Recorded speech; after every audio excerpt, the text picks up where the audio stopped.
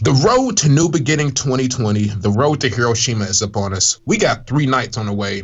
We actually got 4 before the final shows in Hiroshima, but we got 3 nights in the Corcoran Hall right now, damn it. So, SOS Wrestling Network, you already know we are. It's your boy, Blunt and Idol, joined by the good homie, LK. LK, how you doing tonight, sir? Oh, it is beautiful. It is a beautiful, beautiful night. My gosh, have we watched a lot of New Japan Pro Wrestling these last few days? My golly gosh. So on top of that, before we get going to breaking down these spectacular New Japan shows, I'm very curious. What was your opinion on the Royal Rumble? Or have you even watched the Royal Rumble? I have watched the Royal Rumble. I've seen a lot of mixed opinions here or there. Overall, I totally enjoyed the Royal Rumble. I actually liked the Royal Rumble. I've seen some people maybe be critical about Edge winning the Royal Rumble, saying, "Oh, well, WWE has not made new stars or whatever." Well, I'm like, one, Drew McIntyre beat Goldberg early in the night. Bianca Belair won the Women's Royal Rumble. So I'm like, at this point, I'm kind of like, people won't give WWE credit even when they do decent stuff. So, in Edge winning the Royal Rumble actually made sense as if you think about it storyline wise. So, I've seen some people be critical about it. I have no problem with it. I think Edge winning the Royal Rumble probably this year is probably the right call. So, yeah, because he's on NXT as of, I don't know if it's actually now, or I know he's in some tag match tonight. So I know lots of people were talking and moaning about his age, and I think it's just something to moan about, because if Edge went to AEW and won the world title, everyone would have their hands down their trousers fucking celebrating. But yeah, these New Japan Road to beginning shows, let's rock and roll, because we have about... To be fair, though, when you think about it, it is only actually 12 matches. So it's not actually... It is. It's not actually as bad as we're assuming, because, we do sometimes go quite long, and the idea of breaking down these 3-hour shows, this could be quite questionable. This is essentially pretty much how you said these are 12 matches. Well, I think they had 5 matches on the card today. I could be wrong. Maybe I'm wrong. But it's essentially, like you said, normally on a normal New Japan schedule, maybe before last year, we maybe get like 8 matches on the card. So it's just pretty much like one extra match or so here or there. This is pretty much like a card and maybe like a half a card that we would get normally in a New Japan since like back in the day. I say back in the day, and I just mean like late 2019. Yeah, every show was quick to watch. And I fucking loved the fact there was the whole intermission. And like when we started doing the reviews back in the day, there used to be in 2016, 17, 18, there used to be an intermission. And I do generally I miss the intermission. So hopefully even after the pandemic, touch wood, and we can go back to normal and full size Korakuen crowds and crowds can make noise.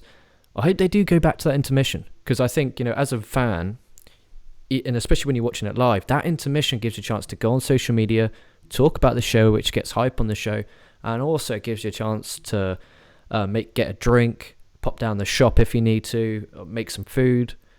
I really, really enjoy the whole intermission. No, I agree too, and it gives them a chance to clean the ring like they need to do. So it's kind of twofold. You know what I mean? It serves 2 purposes here, and I'm kind of glad they got back to it. It sucks that it took a pandemic for them to do that, but it is what it is, good sir. So, and speaking of taking a pandemic to do things, the first match we got on the show, LK, we have a match between Yota Tsuji and Gabriel Kidd, and this match actually was won by Yota Tsuji in about 7 minutes. 7.5 minutes, a little bit under, via Boston Crab. And if I'm not mistaken, this is the first Young Lion match, maybe the first match between these two gentlemen since November 16th of 2020. So it's been a while since we got a straight up Young Lion on Young Lion match. Thought these guys did some good stuff. It's always good to see these Young Lions right here. It's always fun. It's always entertaining. And lo and behold, it does feel like I hadn't seen Gabriel Kidd in an exceptionally long time. So his time off didn't do him any favors here. He takes the L to Yota Tsuji right here. 7 minutes, 26 seconds. Like I said, Boston Crab. It was solid. I thought this match was solid, especially I hadn't seen Young Lions in a while. I enjoyed it. Yeah, I'm the same. I haven't seen Gabriel Kidd in a while. Wasn't he over in LA because of the whole, obviously, pandemic? So was he on New Japan Strong? I'm not sure if he was on New Japan Strong. I know the last time he was here over in New Japan was around the World Tag League. So, I don't know, what he's been pretty much up to since he left for the World Tag, after the World Tag League tour. But Yeah, last time he was over here in Japan was around the World Tag League. Yeah, he's a really, really talented guy. Really looking forward to seeing what he does excursion wise. Because obviously now with the pandemic, are they just going to wait before sending people on excursion, or if they're actually going to. You know what I'd fucking love? If they did the excursion and they did it in Japan. So he would go over Mm-hmm. to a different promotion, kind of get a character, kind of build himself up there, and then come back. I would love to see it. They won't do that. They will not. But that's one thing I'd love to see, because the way the excursions are going to work is going to be really confusing. Because they can't just be like, oh, we'll send him over to Rev Pro, because guess what? You're not getting in. It's just, you won't be able to get in the country. So. But yeah, it was good seeing these Young Lion matches, and especially when there's only 4 matches on the show. And the first match is Young Lion. They're still doing the card progression. So you go from there to, slightly older talent, and then you go and boom straight into the top tier matches. Absolutely, 100%. And credit to these guys for not having a Young Lions straight up one-on-one match for all intents and purposes at this point, almost 2.5 months. So yeah, it's pretty interesting. And I meant to mention, I forgot to mention earlier, we had an attendance of 557 people in Corkin Hall today. So of course, not the normal Corkin Hall numbers we're used to, but we all know why. And match number 2 we have on this card, we have Master Wato, Sho, Tamaki Homa, and Kota Ibushi taking on the Los Ingobernables de Japón 4-man team of Bushi, Hiromu Takahashi, Tetsuya Naito, and Sanada right here. This match went a little bit over 15 minutes. We got the victory for Hiromu Takahashi for his team, getting the victory over Master Wato with the Time Bomb 2. I'm just disappointed it took him using the Time Bomb 2 to put away Master Wato. I kind of would want him to use the Time Bomb 2 for a big match situation, but I kind of see how he's doing it. He's kind of using it like the Michinoku driver, because he had a couple variants that he used in different situations. So that's totally fine. Gets the victory over Master Wato right here. And it's a very interesting dynamic between the 4 gentlemen. They're going to be contesting for the junior heavyweight and the intercontinental heavyweight titles, is because it's been at least a while that I've seen in pro wrestling, okay, to where when there's been a title match, these guys aren't even attacking each other post-match. They're not even being really hostile towards each other. They're just kind of like, oh, we're having a match, and it's going to be for these titles. It should be fun. Yeah, I felt, especially in the earlier nights, as in night 9 and 10, it was quite a little bit of, we still got to do this again tomorrow, so let's not kind of make too much out of it. I thought... I agree with your opinion on the Hiromu and the Time Bomb 2. And you know what I really want to see? I really want to see Naito. Oh, no, this is difficult because obviously weight divisions and weight classes, but I'd love to see Naito and Bushi go after some form of tag belts. Because I think that, when they pair up in these 6 and 8 man tags, I always really enjoy the stuff Bushi and Naito do. So obviously this won't happen. But I would absolutely love. And I mean, but what would they go for? Could they go for I could guess they could go for the heavyweight tag. No, they could go for the trios tag belts, the 6-mans. Yeah, I guess. And they to be fair to them, and we'll talk about this, later on in the show, they've actually done a really good job of building those belts up. For the first time in the existence of these belts, I'm actually interested in those fucking things. And it actually makes it seem like somebody actually wants to hold them. Well, I guess I kind of attribute that to Yoshihashi, because once he got those belts, it was like we kind of maybe shoot those to the side, but it was just like, oh, once Yoshihashi got him, that was like his actual only title in New Japan. It's like, okay, so he's going to make these mean a lot more. I think these belts mean a lot more to Yoshihashi, even though they haven't really been defended as often as I like. We've said that many a time, but I think this is going to start changing here. I really do. We're going to get a big title match, I think, on rounding up this tour. I think they announced that 6-man tag team title match is going to be rounding up this tour. So no mention of a Naito Tamaki Homa singles match. I don't know when we get that, if we will get that. I don't even know if we really want to see that at this point, but it looks like we might be on a collision course for that. We got the Master Wato Bushi coming up at the end of the tour as well. So everybody's paired off with who they're paired off with. And then, of course, Naito stuck with Homa, but that is what it is right there. So, yeah, this is just more, I hate to say it, filler, but this is just more filler just until we get to these culmination matches here on the 10th and the 11th here in Hiroshima. But this was a good 8-man tag team match in its own right, though. Yeah, that's a very fair way of putting it. I love the way how... And again, some people are going to love this and some people are going to hate it. The way they do the building of their big singles matches is having them in there in tags repeatedly. And by doing this, for some people, it's like, oh, it's overexposure. I've technically already seen the match. But for some, and I put myself in the some category, it makes me want to see it more. When they give me a little clip, it's like when podcast puts clips of their YouTube of their video or podcast up on their Twitter or Instagram, and you click it and you're like, oh, that's really good. That was 2-3 minutes of an hour 30-minute show.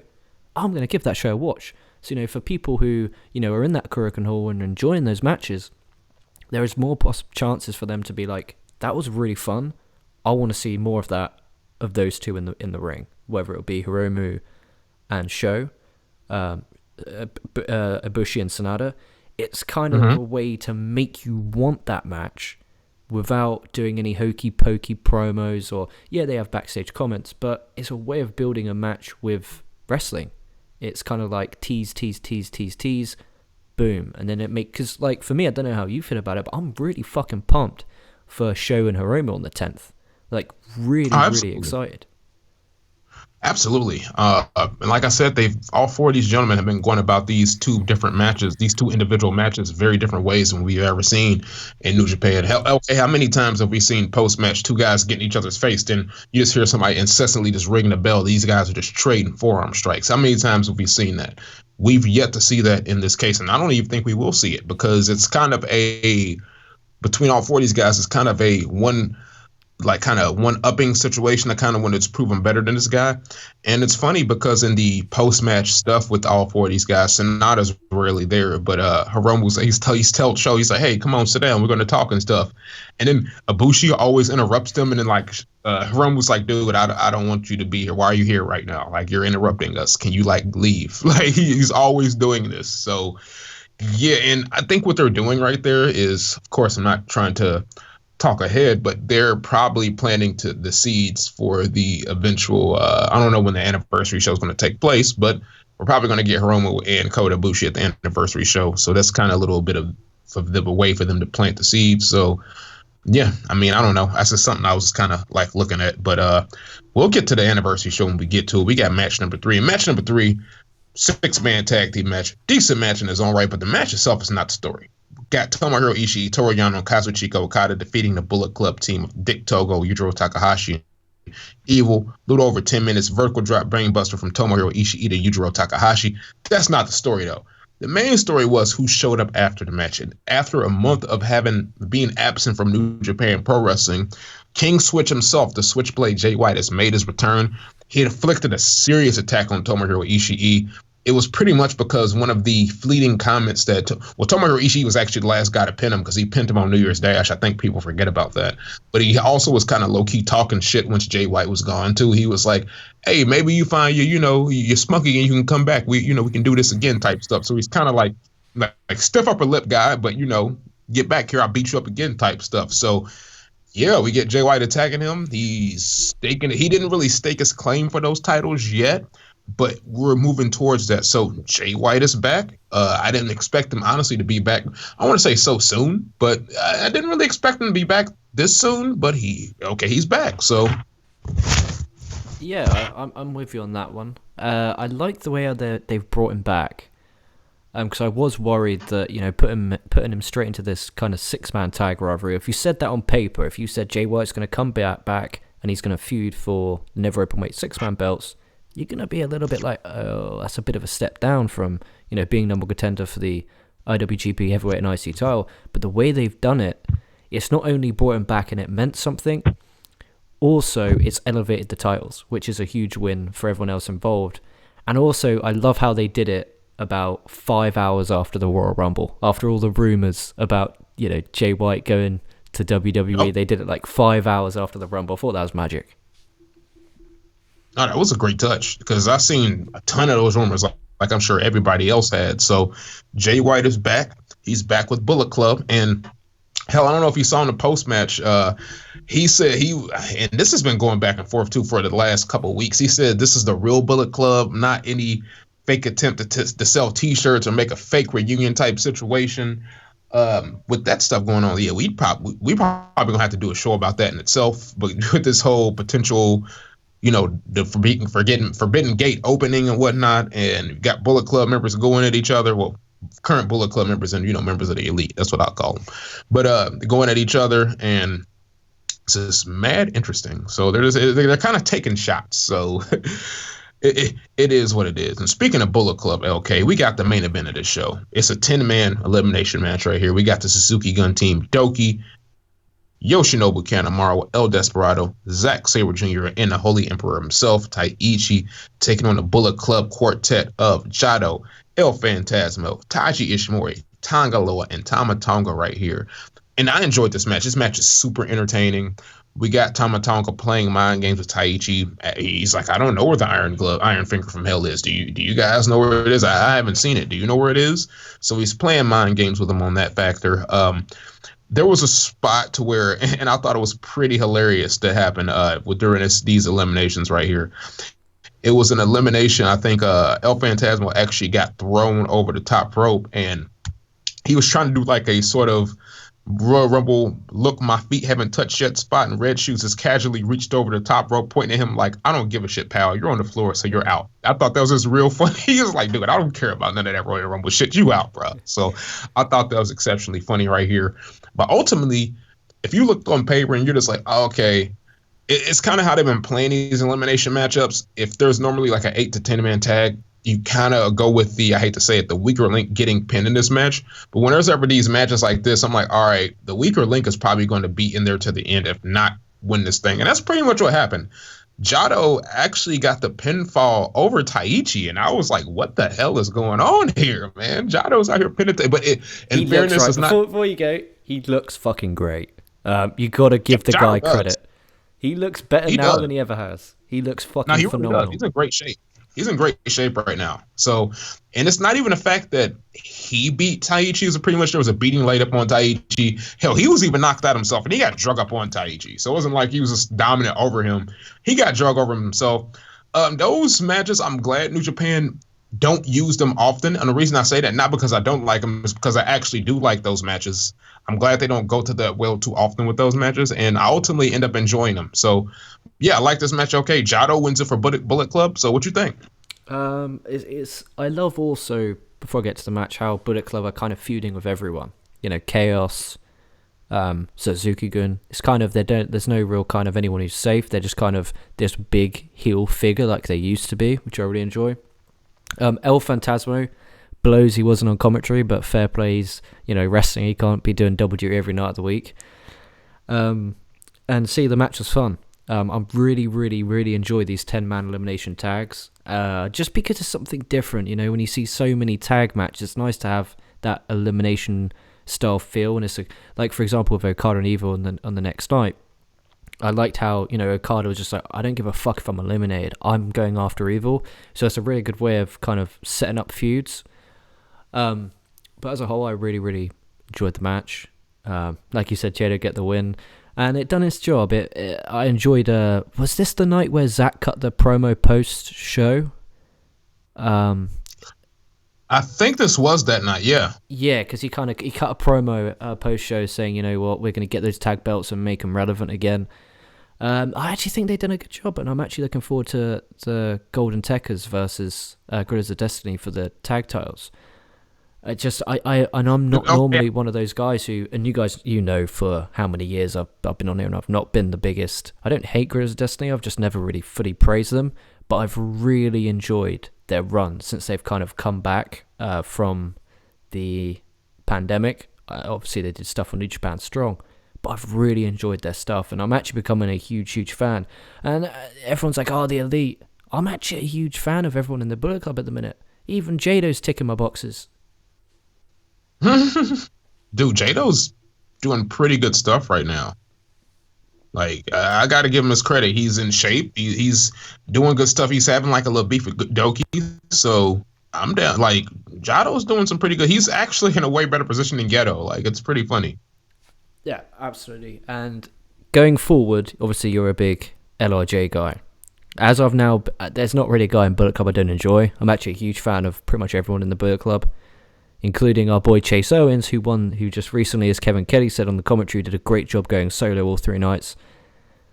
He did put over how he won the Texas heavyweight title. So shout out to the Bullet Club boy, Chase Owens, on winning the Texas Heavyweight Championship. And I can't wait to see Chase Owens back in a New Japan ring. He's another guy who in these 10-man tags, he would excel in this 10-man tag.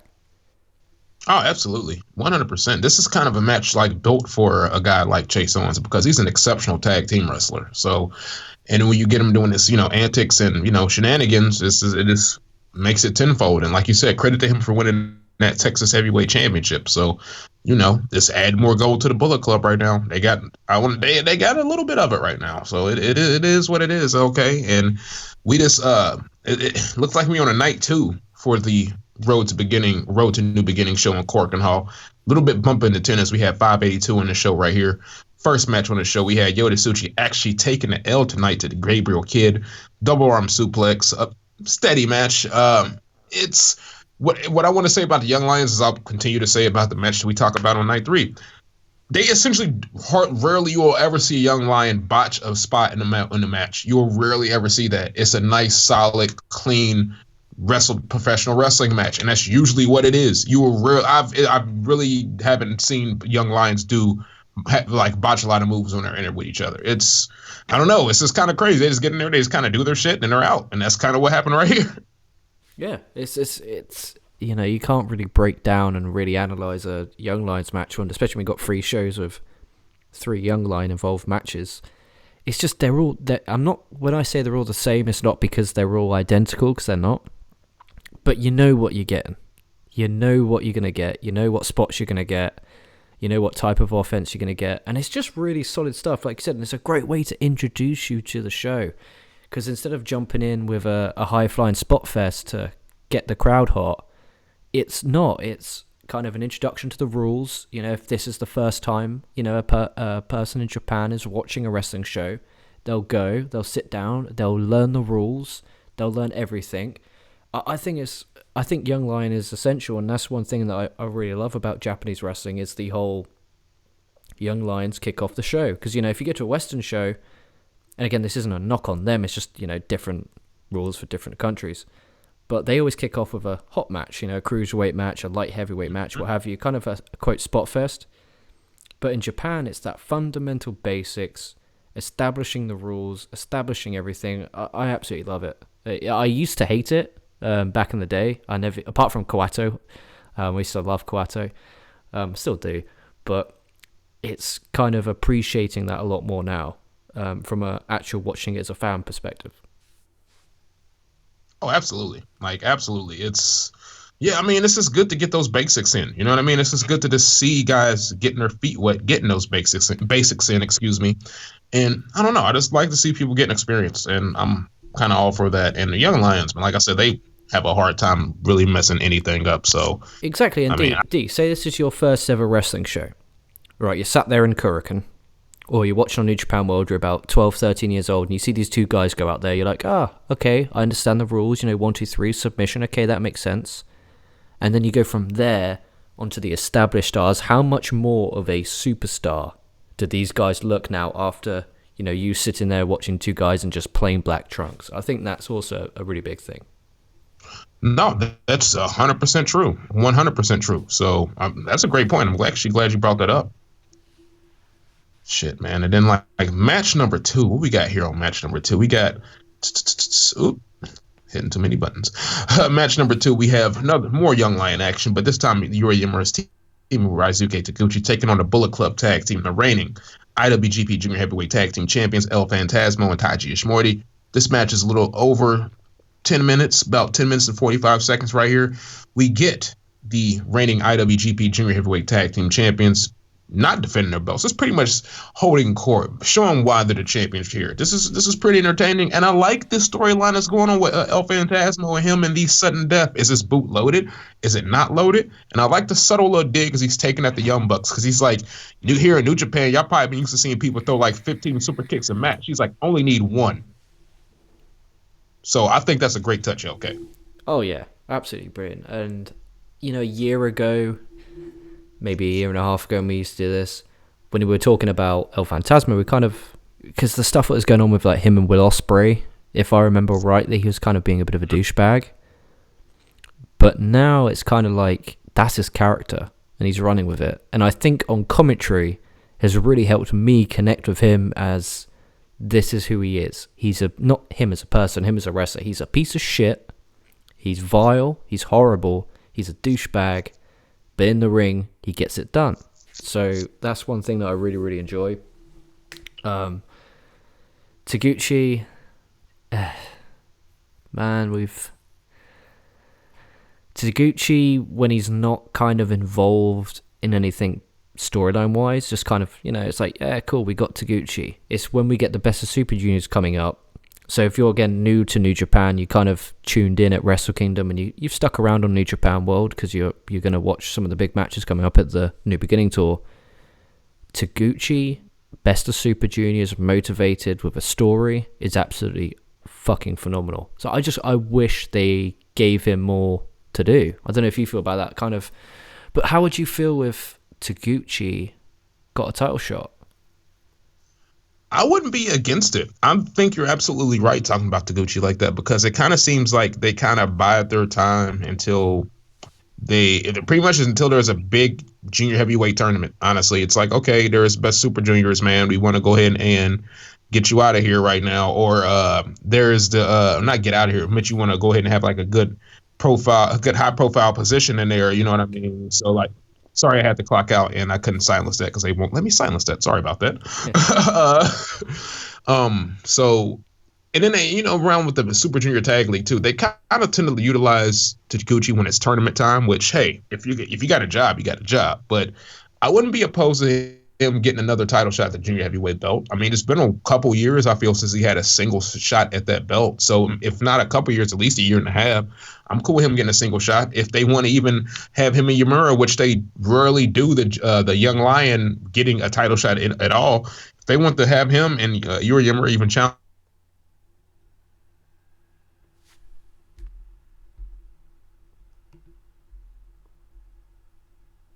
Oh, you cut there, D.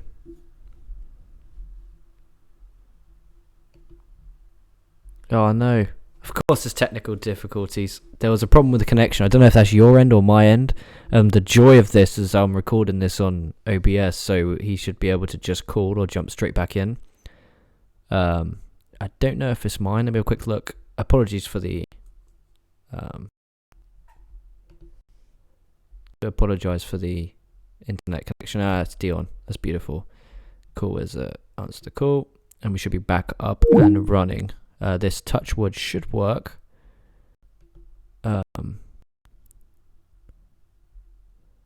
Okay, yeah, so what I've got to do now is got to sign into Skype real quickly. I really, really do apologize about this. This show is brought to you by nothing, so I can't even promote sponsors, which is a tragic shame. If you want to watch and enjoy more of my content, I'll be bringing all of my shows over right here to the channel on the SOS Wrestling Network, and I have the 25 years ago series, which I'm doing with Brad, which is available on podcast as well over on Anchor FM, all the podcast platforms that you guys normally go to watch, iTunes, Spotify, Google Podcast, all of them. So go out of your way to check them out if you have not done so already. But those shows will be coming to you here on the channel. So again, if you haven't yet subscribed to this channel, hit the notification bell. Plan on going live as well here on the channel, so that should be fun. Twitter's at LK_Lucas Gaming. Just calling Dion back right now, which is if you hear the beep in the background, that's what it'll be. And there we are. Dion, are you there? I am here. I do not know what happened. Last thing I know, I was talking about Taguchi and his utilization in the tournaments. Then next thing, I'm not here. Technology loves me, but it is what it is. Don't worry, I covered a little bit and did a bit of a promotion for the channel, so we're all good. It looks like that was meant to happen. Yeah, so there you go. That's how tag teams work, man. So we got the junior heavyweight tag team champions holding court, walking out with the victory right here. So the next match you got, LK, we have another. It's pretty much essentially the match we had from the night before.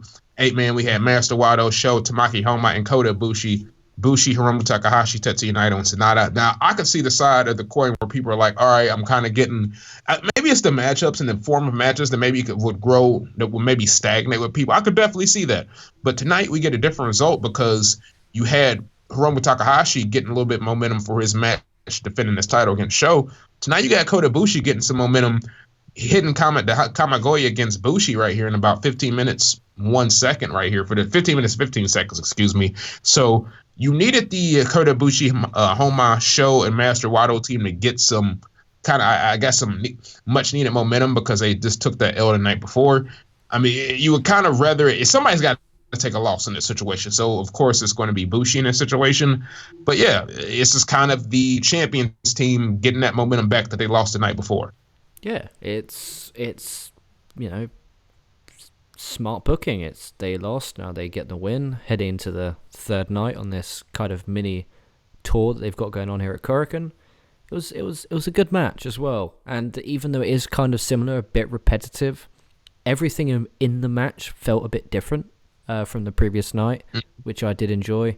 And I just want to say this is the first time, and the reason why I'm so pumped is this is the first time in a long time I've actually watched a lot of the Road 2 tours. And, watching these three, I've forgotten, because, when we used to do this, we used to cover everything, all the Road 2 shows, which we'll be doing here on the channel. But it's, for me, being able to watch these Road 2 shows and remembering how pumped it gets you for those title matches, which is just proof that these matches do work. Like, yes, okay, if you're having, like, a bad day and you turn on New Japan World and it's the same fucking thing, it's like, oh, come on, I'm not really vibing that. But, when you're in a good positive mindset and you're turning the show on and you're like, I'm really looking forward to this match coming up on the 10th or the 11th. So, in the end of the day, it's the equivalent of a Raw go home. If you don't like it, pick your days. But you're going to get no complaints from me. I thought it was solid. I thought it was good. Yeah. I thought it was a good match, too. It's like you said, it's a different variation of flavor than we get from the night one. So it just adds a little bit of spice. And that was the penultimate match of the show. The main event, we have another elimination match. We have the Chaos team of Toru Yano, Yoshihashi, Hiroki Goto, Tomohiro Ishii. So we have the never openweight six-man tag team champions in this match. It's something to keep an eye on. And Kazuchika Okada taking on the Bullet Club team, the Tokyo Pimps, Yujiro Takahashi, Tonga Loa, Tama Tonga, who had the Iron Finger from Hell actually taped on his heavyweight tag team title, but I thought that was kind of funny.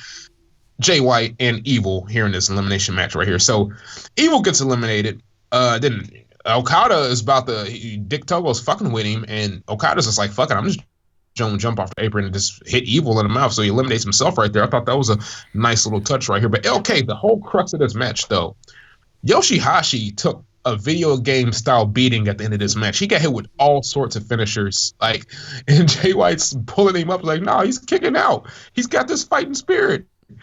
And he actually gets the towel thrown in from Tonga Loa, not from Tonga Loa. He gets a towel thrown in for Hiroki Goto.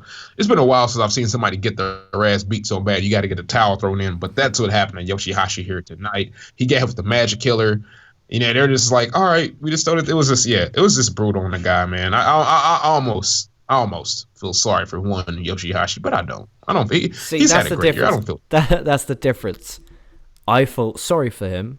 So when I was watching this, it was like, oh god, the connection I have with Yoshihashi Brown is something that I've never experienced before in another wrestler. So for some reason, I have this, I wouldn't say obsession, but every time I see a Yoshihashi match, it's A, is he going to use the Gandalf stick, and B, is he going to fucking get a victory? Because I've really enjoyed him since the kind of in the pandemic era.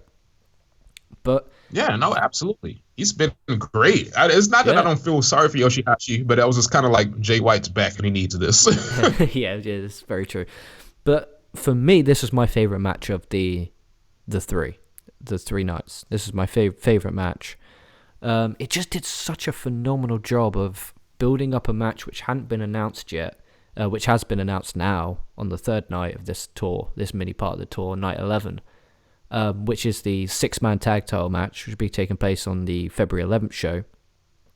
And it made me really fucking excited for it. And when they go to the backstage area and they're still brawling, I thought it was absolutely brilliant. And it was just, they did such a good job of establishing the Bullet Club as such pieces of shit. They really did. They did a great job of building them up as heels. I really, really dug this. Everything about it. I loved how they left Yoshihashi, the guy who, you would feel sorry for. If they did that to Goto, you'd be like, oh, get up, he's going to use this fighting spirit. Oh, why is he not fighting back? Because they used Yoshihashi. you kind of do, like you said, feel a little bit sorry for him. And I think that really was good. And hopefully Hashi comes back with a fighting spirit, using the light and love of the Gandalf stick to push him through. But yeah, I really, really, really dug this. My favorite match of the 3 nights. I don't know about you. What was your favorite match of the 3 nights? Dude, I kind of want to damn near side with you on this because it was the match with, I feel like, even though the main event of this show is pretty much pairing off the two 4 guys who are going to be wrestling each other here soon. I feel like the return to Jay White and them kind of staking claim for the Never Trios titles. I don't know. I thought this was a really big match right here, especially when you get a return like that. And, the kind of the statement that they made. It's just kind of, I feel like this, I kind of have to agree with you. I really do. Yeah, so everyone go check this out, especially if you're kind of not sure what to watch. If you watch this, you kind of get the idea, because you not only got the Tekkers as well as the Gorillas of Destiny involved in there. You have Evil and Okada, which is going to be a feud. And then you have White and everyone involved in the 6-man tags. So I really enjoyed it. I'm looking forward to seeing them go at it for the 6-man tag titles. 100%. It's going to be a banger. And like you said, it makes those 6-man trios titles that much more important because it's almost like a thing where it's like, damn, I forgot they had these belts, but we're going to see them here in this coming weekend. So, or not this coming weekend, about this time next week, because that show's not taking place on the weekend. It's taking place in the middle of the week, which it is what it is. But then we have the final Road to show, which is the highest attended show of these 3, about attendance of 600. So it's pretty much LK what we were used to, those some of those smaller All Japan shows we used to watch. It's like about 600 people, but it's just like this because of different situations now. So we got Taguchi ditching his tag team partner from the night before, saying, hey, you know what, Gabriel Kidd, you won the other night, so let me team with you so we can get some of these winning ways going, taking on Yuri Yimura and Yota Tsuji right here. And apparently that worked because the Dodan about 8 minutes 28 seconds. Like I said, you get the young lions here and then you sprinkle in a veteran. It's pretty much just going to be that much more solid, and that's actually what it was. It's a solid tag team match. Gabriel Kidd, I don't think is pegged to be a junior heavyweight, so him and Taguchi probably wouldn't challenge for the junior heavyweight tag team belts, but they get a victory under their team's name that same right. So, yeah, it was a solid opener. It's just kind of just building on what these young Lions guys do every night. So, yeah, it was solid. Yeah, there's not really much to break down. We've already talked about the young Lions kind of position and meaning on the cards. There's kind of nothing really my end to break down. Yeah, it's and then with even the second match, LK, it's kind of, and I think it kind of goes on from the young Lions to this match right here. It's kind of I don't want to say it's a cooling down because this is ultimately the second to last, show of this tour, but it's almost kind of like a cooling down because we got such hot action with not only the young Lions, but with all 6 of these gentlemen right here with Yano, Ishii, and Okada taking on Yujiro, Jay White, and Evil. It's like we almost got so much the night before that this is, even though a good match in its own right, it makes what we got the night before almost seem what we got right here. So we get Yano getting a schoolboy roll up on Yujiro Takahashi in about 11 minutes 7 seconds right here. We got Ishii and Jay White, getting in each other's face. We got Okada, of course, and Evil. Okada's just pleading for that one-on-one singles match. He's trying to get that extra victory back on Evil. So this was good, but if you compare it to the matches the night before, or the match the night before the elimination match, it doesn't really. It's kind of hard for it to hold a candle, Absolutely. And when you first saw Jay White come back, were you thinking, right, they're gonna do Jay White versus Ishii? Is that what were you immediately thinking when you saw that? Because for me, when I saw it, I wasn't expecting the 6-man, because I saw on Instagram, Jay White hitting the Blade Run on Ishii, so I'm like, cool, before watching the show. So I thought, okay, cool, that's what we're going to get, Jay White, Ishii. So being the 6-man's a bit like, oof. Obviously, I'm loving what they're doing with it, but it's a bit, do you think we're going to get post this, the 6-man tag? Do you reckon, say it Castle Attack, say, how about first round match of the New Japan Cup, Jay White and Ishii? Ooh, I'd be for that. Ishii has been, if people forget, he's kind of been a thorn in the side of Jay White's whole career, and especially when he joined Bullet Club. I think he might even have a winning record against Jay White if you look at it. So, I mean, Yeah, it's interesting. Jay White and Ishii has been kind of the guy that is a difficult matchup for Jay White historically. So, I mean, I would definitely be for them having that singles match at Castle Tech or having that singles match take place in the New Japan Cup. If they were smart, I know they'd like to do the, Road 2 tours and everything. They like to have the tour be its own thing. There would be no reason why you couldn't have an essential, like, I don't know, two matches from the New Japan Cup tournament happen at Castle Attack. There would be no reason for that. But, that's not how New Japan does things, though. No, it's not, and yeah, it's good that they don't do it like that because it makes them different. Yes, that's fair. That's fair. I'm not ultimately. I'm not mad at it. You know what I mean? But Don't lie, you're it is. fuming. You're fuming. Okay, I'm so shitty right now. I'm just playing. Next match number 3 of this show, we have the Suzuki Gun team of Doki, Yoshinobu Kanemaru, El Desperado, Zack Sabre Jr., and the Holy Emperor himself, Taiichi, taking on the team of Jado, El Phantasmo, Taiji Ishimori, Tama Tonga, and Tonga Loa right here. And the Bullet Club team gets the victory. Sudden death super kick from El Phantasmo onto Doki, because we all know it only takes one super kick, not 15, from El Phantasmo, as he has told us, because he's been kicking trees in the Canadian wilderness. So that's what's happened here. 12 minutes and 18 seconds. It's honestly seemed like, at least in my opinion, this tour when these teams have faced off, it seems like the Suzuki Gun team has been getting the shorter end of the stick. And for a long time, I won't say the first time, but maybe the first time in a long time, whenever Suzuki Gun is paired off with a stable, in my opinion, right here, Suzuki Gun are the faces. I don't care what anybody says. Suzuki Gun are playing the fake side. Oh, 100%. When you actually watch the matches, you can definitely tell Suzuki Gun are playing the baby faces. And I think that's smart because, like we said earlier in the show, this tour so far for me has been re-establishing the Bullet Club as these big, badass heels. That's what this tour is about so far, the Road 2 part of it anyway. No, that's fair. And you could even say it even goes across the lines with a guy like Kenta getting ready to challenge for the United States heavyweight title. So I think this is very much a Bullet Club revamp. And I want to say reboot, but revamped, kind of reestablishing these guys as a strong force, because maybe a lot of people don't view them the same. I actually have liked them since they got rid of a certain group. I think they kind of got back to their elements, of their roots, what Bullet Club is actually about. But, maybe once they, lost, a certain group or whatever, maybe people didn't follow them as much. And hell, I know people didn't follow them as much. But I don't know. I just think that they're getting back to what the Bullet Club is actually about. Fine with that, because ultimately, at the end of the day, they're a heel stable out here doing heel shit. If you sell T-shirts with that, fine, but you should not make Bullet Club is not about them selling T-shirts, and I think that's what a thing that kind of got lost in this whole situation. Hey, if you can sell merch, because selling merch is great. Selling merch is so fucking wonderful because it makes you more money. But I think in this whole thing, the people who are dealing with the intellectual property of Bullet Club, I think they got that misconstrued, because selling shirts is great and doing all this is great, but at what cost? Y'all pretty much turned the Bullet Club from. You pretty much changed the Bullet Club's identity, like y'all literally did, and they had to go through this whole revamp of adding Switchblade Jay White, adding guys like Kenta, adding Jado, Ghetto, adding guys like that, Taiji Ishimori, El Phantasmo, and people like that to kind of give them their edge back, because those guys, once the elite guys were there, and once they kind of put their own fingerprint on the Bullet Club, this is my personal. I felt the Bullet Club lost their edge, and I feel like they not only have gotten their edge back, they're shining with their edge. They are a heel group like they're supposed to be. Yeah, I agree with that. I think they've done a really good job of kind of over time as well. I love how they've slowly done this. They've not just rushed like, oh, we need to revamp the Bullet Club. They've done it over time. We're at a point now where everyone's pretty much established. Like you said, you've got Jay White, solid main eventer, Evil, former IWGP heavyweight champ.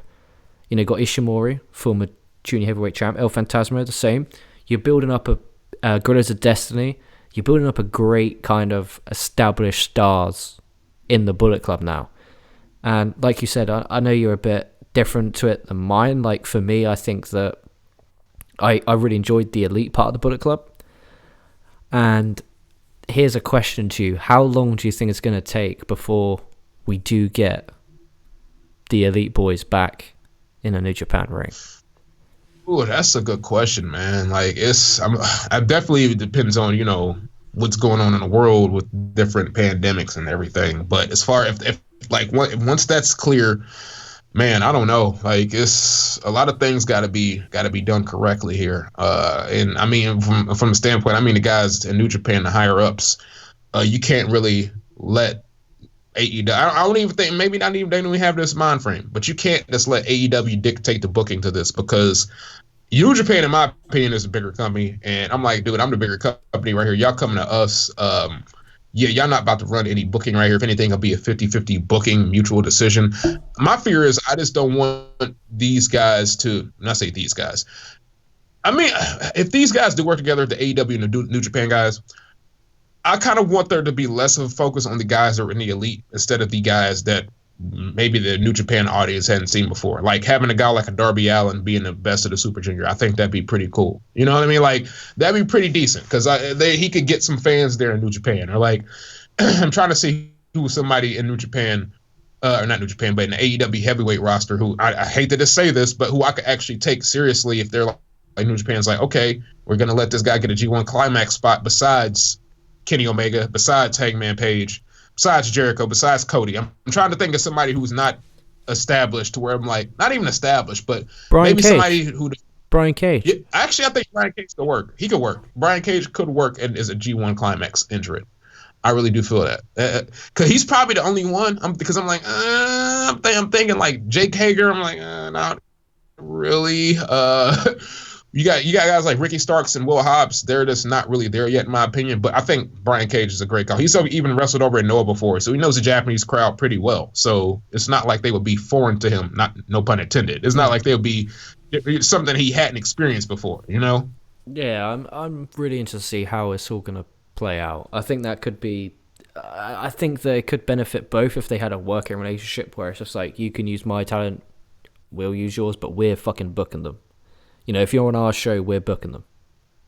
That's the thing that I think is really important about that, because you can't have, you know, Kenny Omega going over for a G1 and New Japan being like, right, this is our plan, this is what we do, and then AEW being, oh no, we want him to be in the finals and this and that. He's the AEW World Champion. I think that could be the biggest problem. Like you said, is the booking aspect. Exactly, because and like you said, hey, once you come over here, and this is vice versa, whether you go to New Japan, excuse me, or AEW, say if a guy like, I don't know, of course he's my favorite guy, I want to bring him up, like a Tetsuya Naito, if he comes over to AEW, there's probably only like a handful of people he can lose to on that roster, and vice versa if Chris Jericho or Kenny Omega or Cody Rhodes come over. It's only a select handful of people they can lose to. They can't. I don't want to see Tetsuya Naito coming over there and him losing to like, I don't know, Joey Janela. Like I'm just picking a name out the hat. This, you know, I don't want to see that. But yeah, like you have to. You can book it to you know. Of course you book it, but you have to protect each other's stars. I feel, and I hopefully I think that they would do that. But I'm just interested to see how they're going to go about this. Is it going to be like a flat out this okay? Talent exchanges work. In my experience, LK, invasion angles don't work. I know we got one going on right now, but ultimately, invasion angles don't really. I mean, they never really benefit but one company. Like once it's all said and done, there's only one company that's benefited out of all that. And every time I've seen an invasion angle, either the company has been purchased by the angle, the company's been purchased by the company running said angle, or very shortly after, the company who was in that angle is pretty much falling by the wayside. So, yeah, I don't know. Maybe I'm just invasion angles. I'm just like, I think we got enough proof to say that they don't work right now. Working relationships, talent exchanges work. I don't think invasion angles work. That's fair. That's fair. There's not a lot of, you know, there's nothing to back up an argument because no invasion has worked. I have enjoyed the AEW and Impact stuff. It's kind of felt like helping both companies out, because AEW gets advertised on Impact. Yeah, it's only 150 to 200,000 viewers, but that is still something which they could take. Also, at the same time, Impact's getting great exposure from AEW. So from, Don Callis being on the show and the Good Brothers, etc., going on with the tag belts. I think the Impact and AEW one is generally a very good... It's not even an invasion storyline. It's kind of just two companies. It feels like two companies working together rather than an invasion and the takeover. So I kind of can't see and can't take the idea of AEW invading Impact or the other way around, because it's just not how it feels. It feels like a mutual working relationship, which I like I said, I can't remember however long ago it was. I wish that, you know, AEW, all these companies work together, because in the end of the day, the better each other's businesses are, the better in the long run. You know, if a guy goes and signs up, a casual Joe signs up for New Japan World, and they go watch back some of the great matches, see Kenny Omega, and they're mesmerized. They type Kenny Omega into Google, they then stumble upon AEW. You know, and if they click on AEW and there's a match with, like you said, Tetsuya Naito, for example, they go, oh, I just saw Naito on New Japan. I love New Japan. And vice versa. So it's kind of, I wish that more companies work together the way AEW and Impact do, just to kind of boom the business in a point where there's no fans. You know, like the 24-hour live stream the other day, wasn't it, to try and raise funds? And they raised over $50,000 for independent wrestling talents, which is great. But the point we're having to do this because of the pandemic, it's just more people work together, the better for the wrestling industry as a whole, in my opinion. That's just my opinion. That doesn't mean, though, that you should just book a full-out fucking invasion angle every night on your show. Impact still does their own stuff. They still got their own world title picture. They just have a bit of AEW on the side, which I think is great, and I wish more companies did it. You know, I'm down. Like I said, I'm down with the working relationships. I'm definitely down with it. You know what I mean? Like, exchanging talent is fine. You know, it's just like I just don't want to get into the invasion angles. You know, and I'm not saying that's what we're absolutely getting now, but you know, I'm just, you know, that's just me. And shit, now we got the penultimate match of the show, LK. We got pretty much one singles match that's happened at the end of this tour, and after this match, I don't think this singles match has a potential even happening now. After Naito puts away, we got Hiromu Takahashi and Tetsuya Naito representing Los Ingobernables de Japón, taking on Sho and Tamaki Homa. Match is a little under 13 minutes. We got Naito putting Homa away with the Destino, and not only to me did he pin him, but I could be thinking too much into this. I think with Naito pinning him, Tamaki Homa, any chance he had of a special singles match Tetsuya Naito, I think it's out of the window now. Naito's pinned you so many times during his tour. I don't think you've earned a singles match, and especially with him just pinning you with his move right now. I think that's done. I don't think we're getting a singles match between Homa or Naito at any point soon now. I think it's pretty much, hey, this has been the fun over this tour, but now I'm about to do other stuff now. So thank you, Homa. This was cool. But, you know, go back to what you're doing. And now we just got a couple of days where we got the match between Sho and Hiromu Takahashi. So, yeah, that's really the only thing I got to take away from this match. Okay, we got more build up for Hiromu and Sho, and that singles match between Homa and Naito will not be happening. No, there's no need to, because Hiromu hasn't. It's not Hiromu. Honma hasn't beaten him, so it's kind of like you said. There's no need for the match to take place because Naito's just fucked him up the whole tour. But it's a lot different to the Okada and Evil situation. That's kind of back and forth, tit for tat. Yeah. Which, you know, the issue is, what does Naito do now? You know, so like I do feel bad for you as a Mega Naito boy. There's nothing for him to really do. He's kind of going out there. He's, you know, plodding along with Hiromu, obviously building up Hiromu and Sho, which the stare down at the end was fucking great of this night, the third night, the one that took place this morning. Yeah. I really enjoyed that. And then the trophy breaking and Naito being like, hey, you know, that was him. When everyone saw it was him, was just, I thought that was really fucking hilarious. Hiromu and Naito always have great humor. And that's the thing, you knew what they were saying without understanding the language. And that's why a lot of people don't watch New Japan. It's in Japanese. But you have Kevin Kelly there, normally Chris Charlton as well, kind of breaking down the language barrier. But at the same point, you can tell what they're talking about by their body language. I thought that was really funny. I don't know if you didn't see that. The Hiromu with the trophy break. Yeah, that was entertaining. And the Best of Super Juniors will be coming up soon, touch wood, in May, June time. Because Kevin Kelly pretty much confirmed it on commentary. Did you watch with English or Japanese commentary? I've been watching with English, because since we haven't been really getting it that often, I'm like, I'll watch it with English commentary. Yeah, because Kevin Kelly talked about the final being on June 1st or June 2nd. I'm pretty sure he said that. Yeah, he did. He said pretty much every tournament resets to their normal spot in the calendar year, you know, so. That's beautiful, though. Right around WrestleMania season, New Japan Cup, and then you go straight into the Best of Super Juniors, and you go straight into Dominion, then straight into the G1. That is what we're talking about. Yep. Man, the dude, LK, I don't know, man. I could be wrong about this. So the main event we got at the show, we had Master Wato and Kota Ibushi taking on LIJ's Bushi and Sonata. Good match. I really thought it was a good match. Sonata got the skull in on Master Wato in a little under 19 minutes. Honestly, I know that Ibushi's the champion, and I don't know if this is just saying much about how I feel about his reign right now. But yeah, I don't know. I was just like, when this match ended, I was like, it was a decent match. It was good, but I was kind of like, is it bad? I'm like, this is kind of almost ho-hum.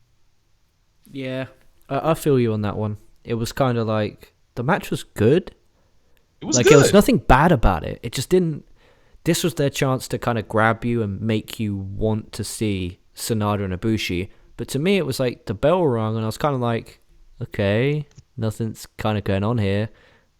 Tempted to just close the laptop down now because there's kind of still nothing going on here. It's just kind of like, it got to the point where I was like, oh, fuck this, nothing's going to happen. I just clicked off because there was no hook. And that's a shame. But, a lot of people, oh, no, your Skype hasn't going to get, is it? No, beautiful. No, I think that was my end. And that's what one of the problems that people have with Sonata. There's no kind of, his match is always great, and it's great being this cold school, chilled, laid back guy, but there's just no anticipation for this match. And it's a shame because like the build for this match is they both want to be 100%. That's the build. That's it. Yeah, that's the build. Like, how are you meant to sell that? Like, oh, it's going to be a good match. Like, to me and you and anyone listening who's like a hardcore New Japan fan and watch all the title defenses, you'll be like, this is going to be a good match. I enjoyed their match at G1 Climax Finals last year. But for a new fan, they're like, oh, why do I care about this? It's as if Sonata doesn't give a shit. And it's kind of a tough one. I'm with you on that, though. It is. I was gonna say it is okay, and then too, I don't want to just make it sound like this is an Ibushi Paolo session by me right here, but we all know what kind of guy that Sonata is. We've seen him for many years. He's pretty much cold, cool, calm, collected, laid back. And when you get him into especially a main event title program with a guy like Ibushi, for who the most part, guess what Ibushi is? For the most part, he's pretty cool, calm, laid back. He's pretty much they're pretty much almost the same dude for the most part. People say, oh, well, Kota Ibushi's got that devil thing where he gets mad in the matches and then he like snaps and what. I'm like, that happens like ever so often. No, that doesn't happen like in every match. So I'm like, and this is not, like I said, it's not me just crapping on Ibushi, but I'm just like, because I see how people are like, well, oh, I don't really like Sonata because he's boring, because it's kind of like a wrestler. But then I asked them, and I'm just somebody who's just on the outside looking, and I'm like, Kota Ibushi is essentially the same thing. He's just literally a wrestler. Like I'm like trying to like watch and see like, oh, okay, he's kind of got some. I'm just trying to be real. Like Okada, he oozes charisma. Okada is totally oozes charisma. Naito, super cocky, oozes charisma himself. Like, you can kind of, these dudes know that they kind of the guy. And I don't get that with Ibushi. He just kind of like, yep, I'm here. I got the belts. Okay, I can wrestle. I'm good. Okay, let's have this match. That's literally all I get from him. Yeah, I can understand. And I'm a big Ibushi fan. And I was glad when he won the belts. He's great. Yeah, he's a great wrestler. But it's like, I'm just like, all right, well, what else is there? Like, we know it. Okay, Naito, he got the cool attitude. Okada, he's cocky as shit. Jay White, we know how Jay White is. Evil, he's fucking manipulative. Like, what is Ibushi's like calling card besides being the devil guy when he gets mad? Like Suzuki, he doesn't talk a lot, but he just oozes charisma and just oozes like this confidence. So like, I don't sense that with Kota Ibushi. Maybe I'm not looking in the right places, but I just don't sense that. No, I think the way they've built this is the only questionable thing about the tour. I would have loved to have, obviously, Sonata's kind of like a cool, I don't give a shit. Ibushi try and get something out of him. As in Ibushi kind of being this kind of, like you said, devil god type shit. Imagine if Ibushi, like, into this match, yeah, and just boosh, a little headbutt. And then Sonata's kind of look down and then look up as if, oh my god, are they going to fight? Are they going to fight? And Sonata just look at him and go, oh, fuck off. And then leave. At least then you'll get the anticipation of, oh god, they're not going to fight. You're going to have to wait. Because that's what they could have done. You got to wait to see these guys go at it. That's what I think they've tried to go for, when in reality it's kind of just like, they're having a singles match. They've been in tag matches. Yeah, there's no beef. You know, they could have really had Ibushi like, come on, I want you 100%. I want you to beat me. I want you to show everyone the Sonata that you can be. You can do it. Blah, blah, blah. And just kind of try and get him to tick. Try and get Sonata to snap. Sonata doesn't have to snap. They can stick with the cool, cold skull Sonata character for the fuck they want. They could literally just have him every night get under his skin. Ibushi doesn't have to be a heel to do that. He doesn't have to be a heel. He can be the babyface doing it. Just like, come on, I know you got that in you, that fighting spirit. Give him a little headbutt. Give him a slap after the match. They could do this, and then slowly but surely, it'll build to the point where you as a fan will go, oh, you know what? Sonata can finally unleash on Ibushi. But they haven't done that, and it's kind of... And go on. I was gonna say, okay, they could also butt off of each other's athletic prowess and be like, oh man, I almost got you right there. I could have got you with this moonsault, or I could have got you with that kick. Not even like attacking, just like, ooh, I almost had you right there. Like they could be doing stuff like that. They don't even do that. No, they just wrestle their match as if they're fucking wrestling for... I was about to say the 6-man tag titles, but they're actually quite relevant right now. It's as if they're just, they're having a special singles match at the 11th, and yeah, it's for the IWGP World Title, and that's probably that. Like, if you take away the aspect of I'm looking forward to it because I know it's going to be a good match, but look at it from a story point of view, I kind of don't care, and it's kind of one of those where if Ibushi wins, cool. If Sonata wins, cool. And that's unusual for a IWGP World Title match. Normally you're one side or the other. But I don't know about you. I'm kind of like, I don't really care. I generally don't care. I'm kind of the same way. I'm like, I'm expecting it to be a good match. If Sonata wins, that's great because he gets his first title win. But then at the same time, I'm like, I really don't want them to hot potato the belt. If Ibushi wins, I'm like, that's cool too. Who is this next challenger? I guess we got to go to the New Japan Cup to discover who that's going to be.